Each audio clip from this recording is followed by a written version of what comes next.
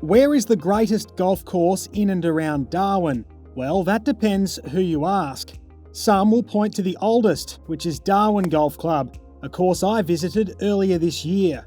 Others will say Palmerston Golf Club, the city's only other 18-hole course, and one which has hosted the NT-PGA Championship since 2016.